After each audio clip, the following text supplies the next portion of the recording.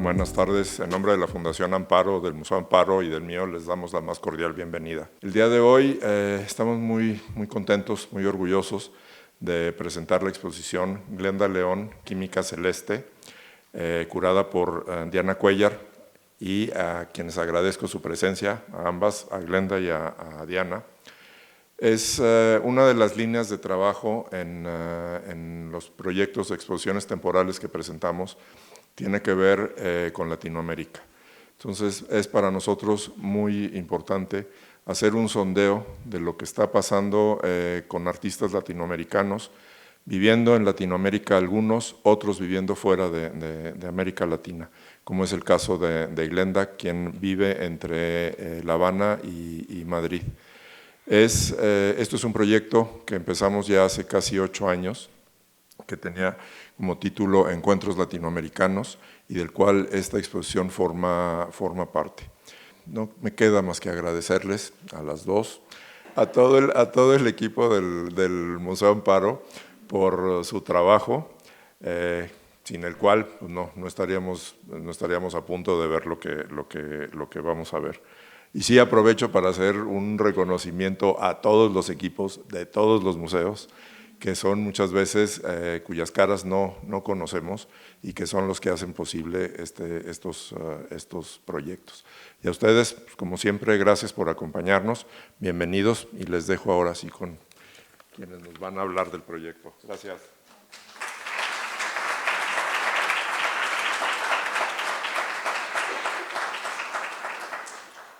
Buenos días, muchas gracias a todos por estar aquí. Y por supuesto, muchas gracias al Museo Amparo por su excelencia en el trabajo y su calidad humana de siempre. No voy ni siquiera a intentar disimular que estoy feliz de estar haciendo esta exposición en un museo al que quiero muchísimo. La mayoría de ustedes, bueno, están aquí mi familia, por supuesto, están aquí mis alumnas, mis profesores, y estoy muy contenta de hacer esto en el Museo Amparo, esta exposición, porque es un museo al que yo quiero mucho. Yo soy, como les digo, soy de Puebla, y yo realmente gran parte de mi vocación por las artes viene de aquí. O sea, yo estuve de niña en las actividades aquí desde que tengo memoria. Nos acompaña además una gran Iyalot de gran dama de las artes. Acaba de llegar la otra. Las Iyalotes cubanas que nos acompañan hoy, grandes damas de la cultura en Cuba, Nina Menocal, que no necesita presentación, y Lupe Ordaz, cátedra viviente de Historia del Arte, y que fue profesora de ambas, de nosotras dos. Y estará por llegar seguramente la doctora Yalisel Gabeira, que dirige la carrera de Historia del Arte aquí en la Universidad de las Américas, y es miembro también de la comunidad cultural cubana y ahora mexicana. Glenda, es tu primera exposición individual en México. Me resulta honroso que sea de la mano de mi curaduría y, como dije, que sea aquí en el Museo Amparo, en la ciudad de Puebla que tanto quiero. Lo que vamos a hacer ahora es que les voy a explicar un poquito el concepto de la exposición y después vamos a hacer un recorrido por ella de la mano del artista, que es por supuesto un privilegio tener al artista que nos puede contar de viva voz el concepto de cada una de sus obras. Miren, esta exposición además tiene, bueno, como todos los proyectos, tiene su historia, ¿no? Pero es una exposición que se empezó a gestar hace ya algunos años, se retrasó por la pandemia.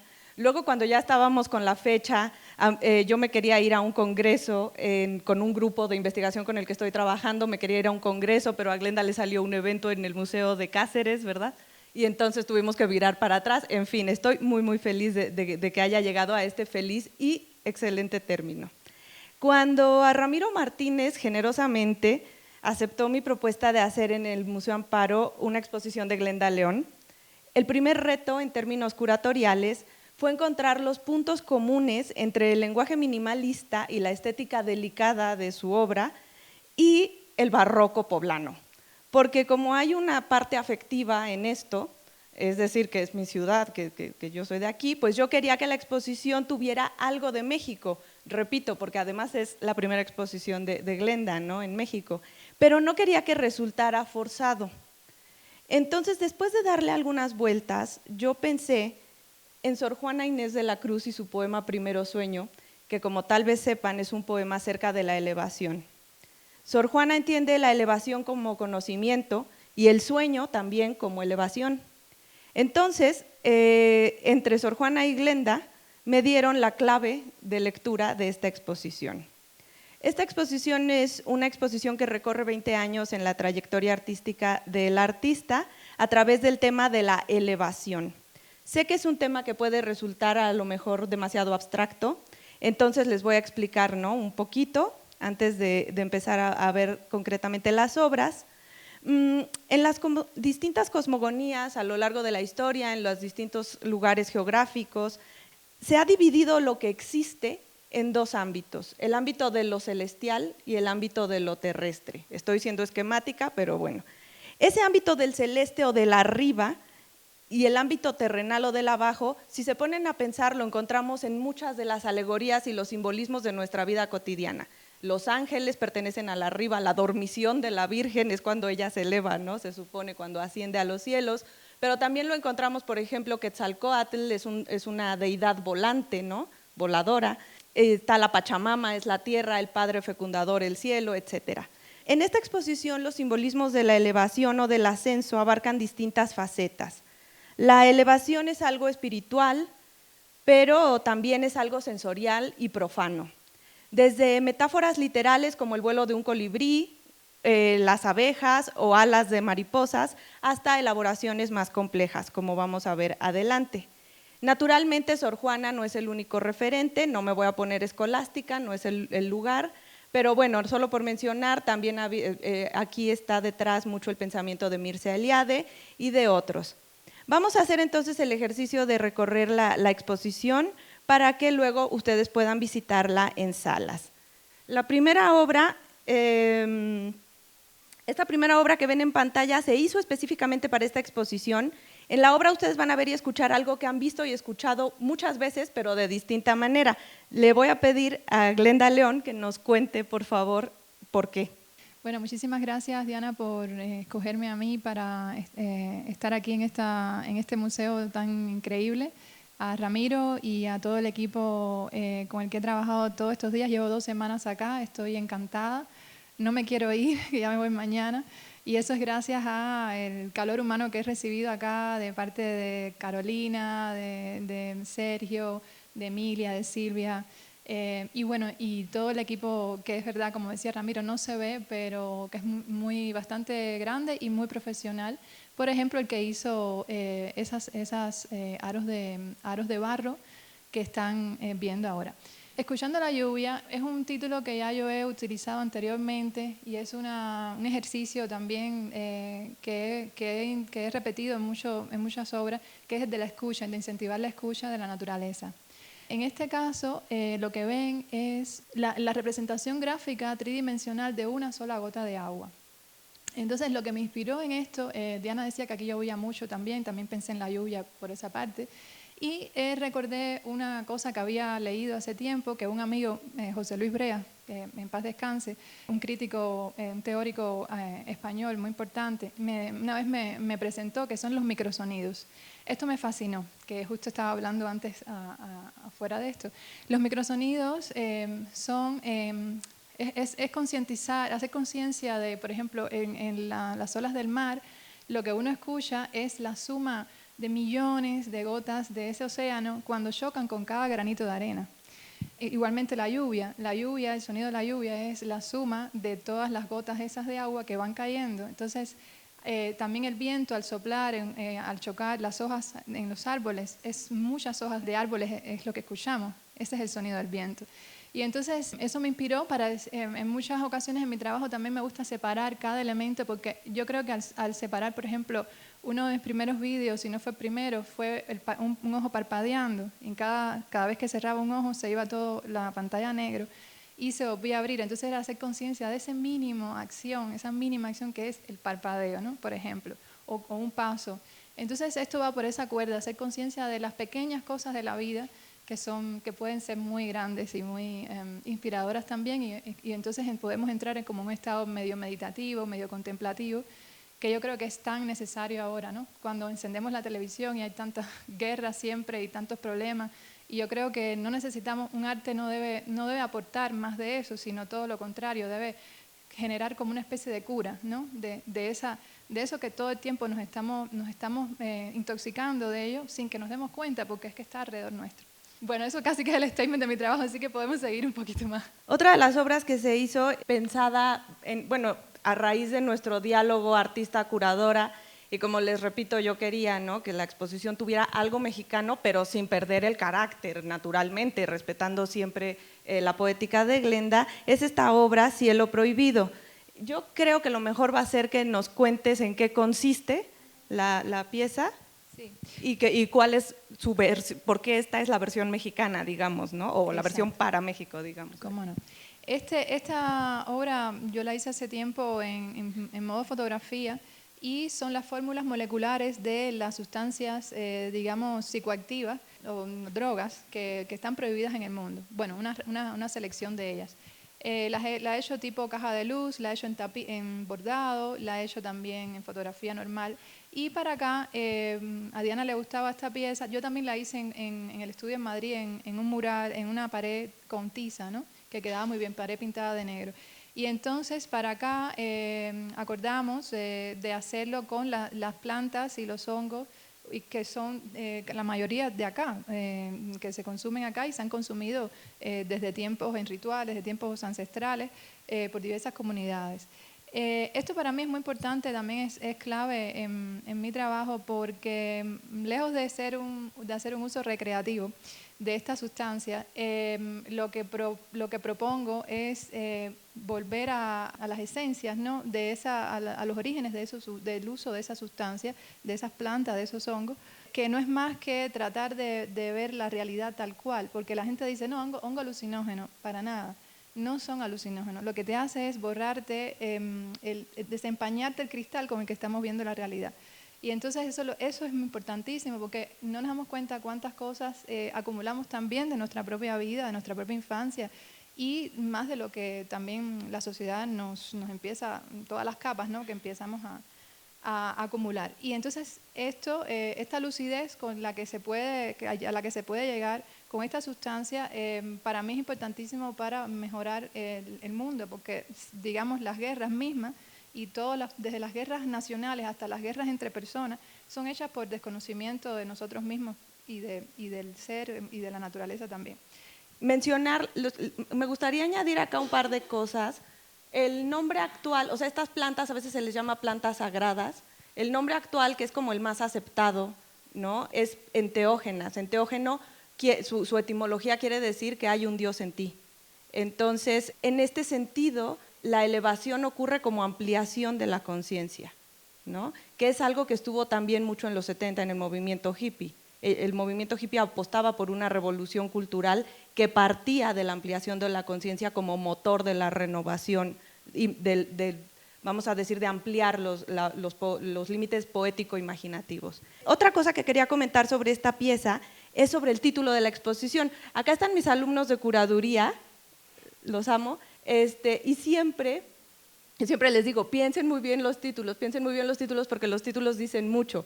Cuando estábamos decidiendo el título de la exposición, yo tenía un título y luego tú intentaste otro que era Mecánica Celeste, pero a mí no me gustaba, y luego tú propusiste Química Celeste, y me di cuenta de una cosa muy importante, que es el título de la exposición finalmente, Química Celeste, que es que era un título mucho más acertado para lo que yo quería comunicar en esta exposición, porque la química es la ciencia que estudia la materia.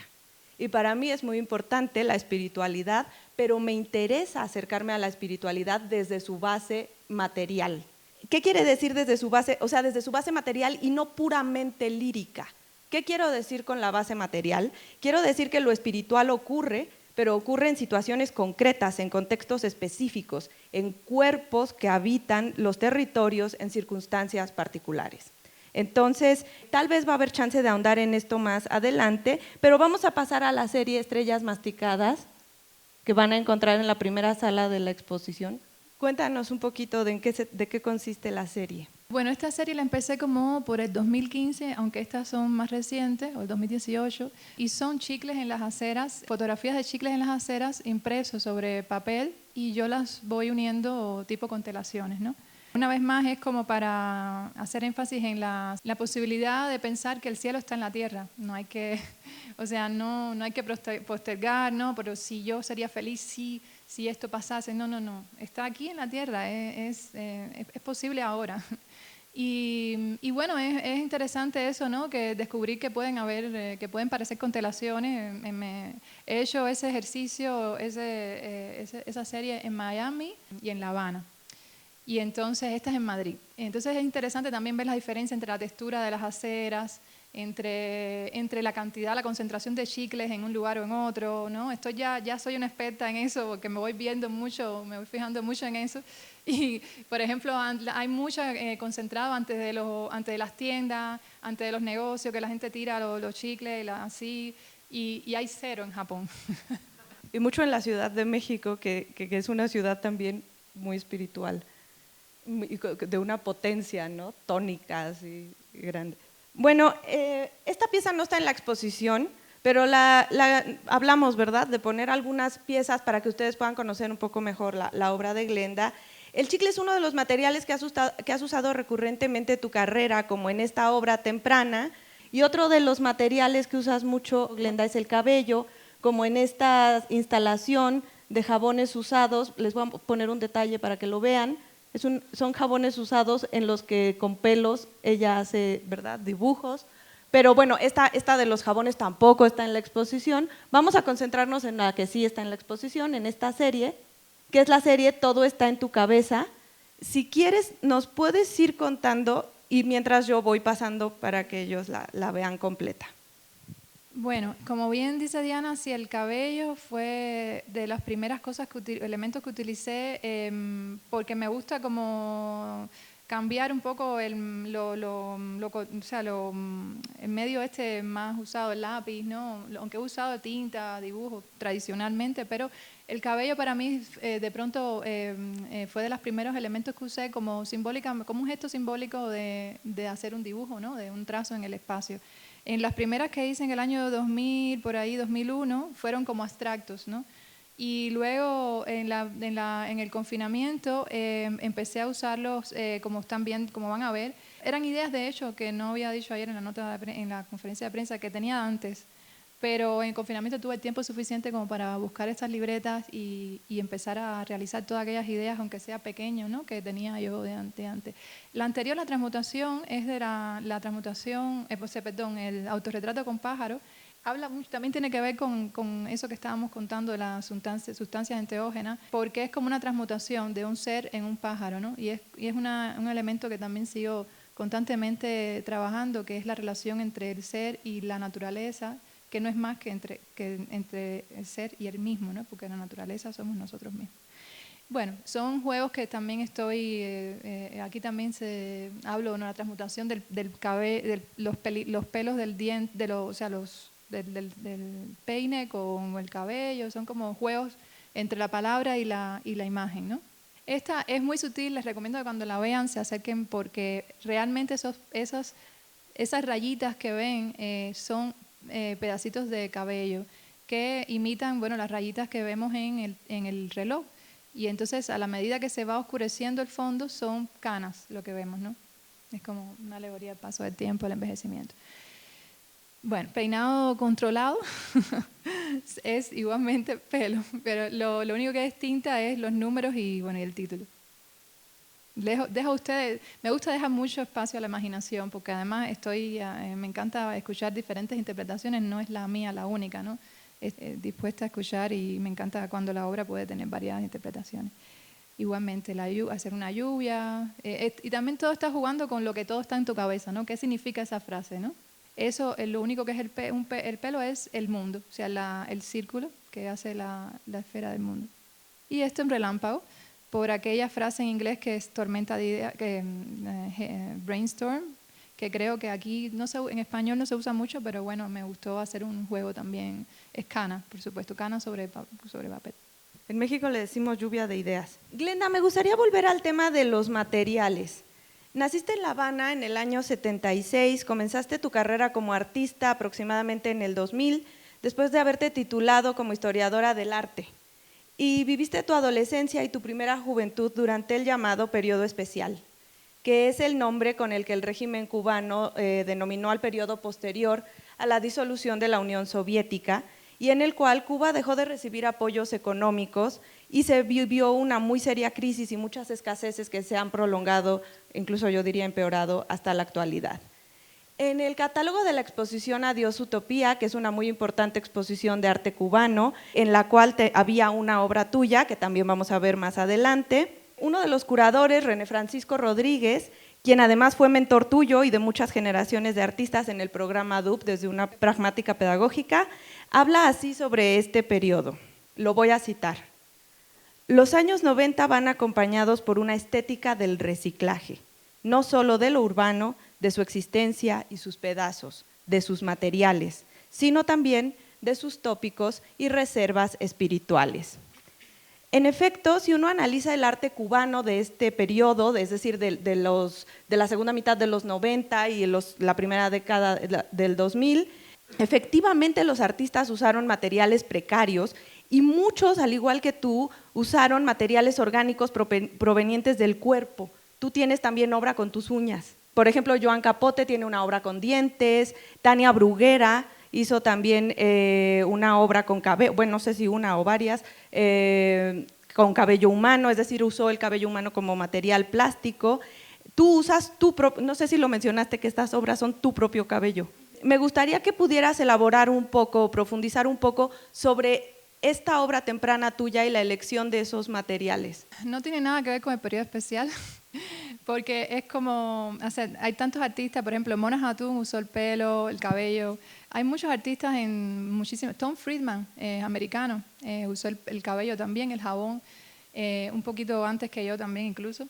Y bueno, realmente estos elementos son usados como símbolo. Puedo yo haber vivido en Suiza y haber usado exactamente lo mismo, porque lo que me interesaba era que la gente se fijara en las formas que deja el cabello al caerse. Como yo te comentaba, yo no es que no tuviese un lápiz o un bolígrafo en el periodo especial, sino que lo usé con toda conciencia para hacer reflexionar sobre eso, no sobre la carencia de tener un papel, una hoja, porque realmente un papel y un lápiz, porque sí lo teníamos. Lo que sí quisiera hacer un paréntesis a modo personal, porque aquí en Puebla, y no sé si está acá, pero aquí una familia, cuando nosotros estábamos en el periodo especial, una familia de Puebla nos envió una maleta de comida. Y eso fue para mí, ella estaba invitada aquí, no sé si podrá, ay, está por ahí atrás. Sí, la familia Condado.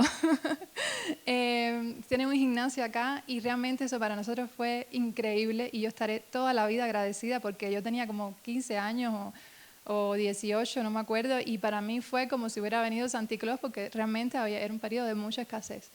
Pero bueno, así que muy agradecida, bienvenida. Pero volviendo al tema ese, es como por ejemplo, a mí me cansa mucho que como artista cubana siempre te vinculen a una situación política o social, porque es como si aquí ahora todos los artistas mexicanos tuvieran que hablar del narcotráfico. No, o sea, es una situación que está y que algunos artistas hablan o no y que realmente crea algunas condiciones, algunas obras o no, pero realmente yo tengo otras obras que sí hablan de la situación política en Cuba muy directamente, como La prolongación del deseo, que es una cola infinita de personas esperando por helado y otras cosas más, ¿no? Pero en este caso, a mí me interesa, por ejemplo, en el jabón, que uno se concentre en la escultura que deja el cuerpo en objetos, ¿no? El uso. Eso puede ser en cualquier parte del mundo. Y ya te decía, Tom Friedman, Mona Hatoum, hay un montón de artistas así internacionales que lo usan. Y realmente a mí me interesa que en la generación mía, de artistas como tú mencionas, Joan Capote, Inti Hernández, Wilfredo Prieto, nosotros lo que nos diferenció de las anteriores era que la generación anterior era muy política y tenía una referencia muy directa a la situación política. Y nosotros, como generación, nos saturó eso porque además lo vimos como una venta muy fácil. Venían curadores, críticos, coleccionistas y era muy fácil la venta de eso. Era como, la isla de Cuba es la crítica de la situación, la precariedad, todo eso. Entonces nosotros quisimos conscientemente proponer un lenguaje universal, decir, ok, podemos inspirarnos en situaciones locales, de carencias o de lo que sea, pero que la persona que lea, que justo la obra que tú mencionaste de Añoranza, que está en esa exposición Adiós Utopía, justamente habla de eso, habla de falta de libertad, es una mariposa insertada en la pared, pero cualquier persona en cualquier parte del mundo lee eso cualquier persona que pueda haber sentido falta de libertad o no, o pueda leer eso como eso, ¿no? Como una crítica a la falta de libertad. Y eso es lo que nos interesaba como generación. Entonces, no sé si me queda claro la explicación. A mí sí me queda clarísimo. De hecho, me acuerdo que en esa exposición Adiós Utopía, a mí ahí realmente yo empecé a interesarme en tu trabajo, porque en esa exposición estaban todos los artistas, bueno, había muchos artistas cubanos, y cuando estábamos en los momentos de receso o de así, se hacían como grupitos y se ponían a hablar, y que si Fidel, y que si te acuerdas, que cuando dijo, que cuando no sé qué, que tanto tal. Y yo no estaba en la conversación porque, bueno, no soy tan experta, ¿no? en el tema. Y yo pues a veces no me sentía en la conversación y, no sé, y te encontré estábamos tomando algo así como que las dos fuera de la conversación, y yo te dije, tú no conversas de eso, y tú me dijiste, ya él afectó tanto mi vida que no me voy a dedicar a hablar de él, ni tampoco en mi arte, lo cual me lleva a la reflexión, ¿puede lo espiritual ser emancipador? ¿Hay un potencial emancipador en la espiritualidad? No es algo como en lo que vamos a entrar ahora, porque hay muchas obras más maravillosas para ver, pero bueno, igual lo dejo por si en la ronda de preguntas o algo les interesa. En la exposición hay otro video, aunque la espiritualidad es un componente importante de la exposición, no es el único medio para la elevación. La elevación en esta exposición es también sensorial. Por ejemplo, aquí van a ver este video de un colibrí que está libando del pezón de una mama femenina. En tu página web mencionas que el video es una alegoría del acto sexual, y a mí me interesó incluirla porque el erotismo es también una forma de elevación. De hecho, cuando tienes un orgasmo se dice, ¿no?, que te vas al cielo y vuelves, o que ves las estrellas. Si nos fijamos en el vocabulario que empleamos para referir a este tipo de experiencias, lo celeste está, la alegoría de lo celeste, de la elevación. Esta obra, Añoranza, es la que estábamos comentando antes. Esta obra, como pueden ver, es temprana, en la obra de Glenda, es del año 2004, y esto me lleva otra vez al tema de los materiales para que ustedes puedan ver cómo en 2004 ya estaba trabajando con mariposas, y aquí en la exposición van a encontrar una sala que nosotras la pensamos como una especie de sala instalación, en la que está la serie Efecto Mariposa. Yo creo que lo mejor va a ser que nos cuentes un poquito y yo voy pasando las imágenes. Sí, estoy muy contenta como está dispuesta esta serie aquí, porque como ya la había empezado en el 2018, es hecho con polvo de alas de mariposa, y nunca la había mostrado de la forma ideal como está aquí. Para mí es la forma ideal de mostrarla, ya lo verán. Y bueno, empecé haciendo paisajes cósmicos, digamos, sí, del universo, con polvo de alas de mariposa, a partir de una vez que instalé la obra que vieron anteriormente. Todo el mundo me pregunta, ¿cómo se te ocurrió? Bueno, pues te explico. Estaba instalándola, y ese gesto que uno tiene de limpiarse el pantalón, así que hace de limpiarse las manos, y mi pantalón era negro, y entonces ahí vi ya las estrellas. vi los astros, vi un paisaje cósmico. Entonces empecé a probar, primero con la idea de hacer fotos, porque nunca me imaginé hacer lienzos grandes y que pudiera funcionar, pero sí, funciona también, es muy sutil. Es verdad que mi obra muchas veces es como un murmullo, no, hay que callarse para poder escuchar, hay que hacer un poco de silencio, una pausa, y a lo mejor se revelan cosas, ojalá que revelaran cosas importantes o interesantes. Y entonces, bueno, esto es el gesto, una vez más, el uso, la selección de un material está cargada de significado, porque con algo tan mínimo, ínfimo, como esas partículas que existen de casi como mini cristales en el ala de una mariposa, pueden hacerte llevar a representar el universo, ¿no? Y que es toda una metáfora de dónde estamos, ¿no? Nosotros, miren, cómo ese efecto mariposa, esa teoría que seguramente muchos han escuchado, que existe, que como el aleteo que la desarrolló un científico para demostrar que todo estaba interconectado en la Tierra, en el universo, en la Tierra, perdón, bueno, y en el universo también, obviamente. Pero él lo puso en la Tierra como que el aleteo de una mariposa podía causar un terremoto o un tsunami o un huracán en Asia. Y entonces eso para mí es una metáfora preciosa de lo poderoso que puede ser un elemento ínfimo. Una vez más llegamos a la gota, ¿no? De lo pequeño en lo grande, lo micro en lo macro. Y por eso también decidí representar un huracán, un relámpago. Vamos a pasar a esta serie, cada sonido es una forma de tiempo. Esta serie consiste en que tú dibujas un pentagrama y después la silueta de algunos elementos que ahora tú nos vas a comentar en mayor profundidad. Sí quería comentar esto porque para hacer una lectura de tu obra yo elegí el tema de la elevación, pero sin embargo hay otro elemento que está presente, yo diría que incluso más, ¿no? O sea, que recorre también tu carrera, que es recurrente, que lo revisitas y que es muy potente en tu carrera, que es el tema del sonido y de la escucha. Entonces, esta serie, al igual que la pieza del vestíbulo, que el sonidito que ustedes escuchan es el sonido que hace una gota cuando cae en la serie en la obra del vestíbulo. Me gustaría que nos cuentes un poquito de esto, pensando justamente en eso, ¿no? En la presencia del sonido y la escucha como elementos también muy presentes en tu obra. Esta serie la empecé también en confinamiento diferente, de una forma diferente, en formato A4, este es un poco más grande y un poco más minimal.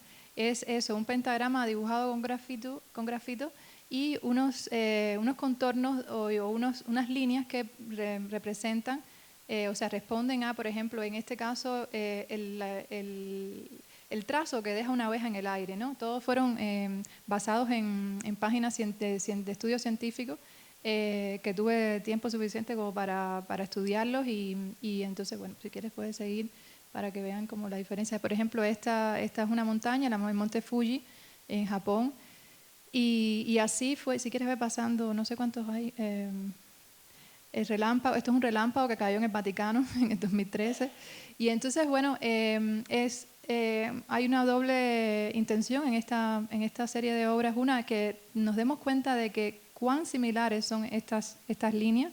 Para mí es una manifestación, una prueba de que todos son manifestaciones de la misma energía, pero en diferentes estados, en diferentes niveles y también proporciones y tal.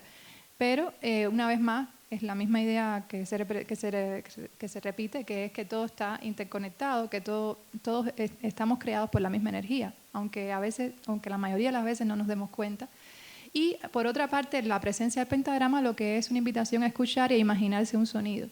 En muchas ocasiones, en obras parecidas, pentagramas que he hecho desde el año 2010 más o menos, muy interesante porque ha dado pie a que interactúen músicos. Por ejemplo, unas anteriores que hice, Aldo López Gavilán, un músico muy importante cubano, las interpretó en el piano y hizo un concierto en la Bienal de La Habana precioso.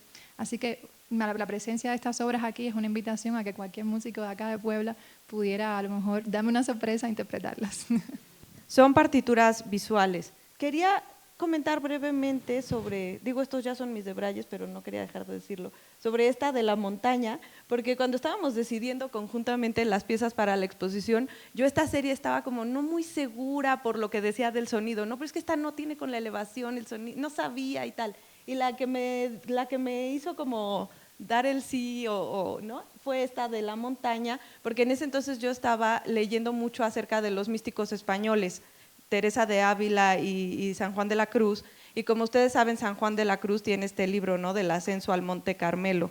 El ascenso entonces puede ser también físico, subir una montaña o sea, es una práctica habitual, ¿no?, de las personas que viven ciertas espiritualidades, el ascenso a la montaña también como una búsqueda espiritual, como una búsqueda interior. De hecho, por ejemplo, vamos a pensar en la montaña sagrada de Jodorowsky, que él también la pensó. De hecho, él se inspira en San Juan de la Cruz para esa película, no parece, pero se inspira. Y entonces La montaña sagrada de Jodorowsky es también una película que él la concibió como un ejercicio espiritual. De hecho, sus actores tenían que pasar una serie de meditaciones y no sé qué tanta cosa, ¿no? Entonces, bueno, solo quería apuntar eso. Vamos a finalizar para ya dejar una ronda de preguntas a esta pieza maravillosa, Biocéntrico. Yo creo que es mejor que nos cuentes, Glenda, acerca de esta obra y de cómo la concebiste. Bueno, esta instalación que se llama Biocéntrico fue hecha también para el museo, para este espacio, y es una huella dactilar de la cual desde el mismo centro hay una rama. Estoy muy contenta realmente con esta obra porque la terminé de concebir aquí en el espacio, o sea, como que me encanta, eso es lo que más me gusta de trabajar o sea, hacer exposiciones, no que todo venga ya preconcebido. Es que es lo lindo, ¿no? de poder adaptarse al espacio, ¿no? Porque eso al final se siente, el público lo siente. Y bueno, esa rama es del Cerro Zapoteco. La fuimos a buscar, Sergio y yo. Sergio la encontró. Y fue duro subir ahí, ¿eh? Fue una experiencia, fue un ejercicio.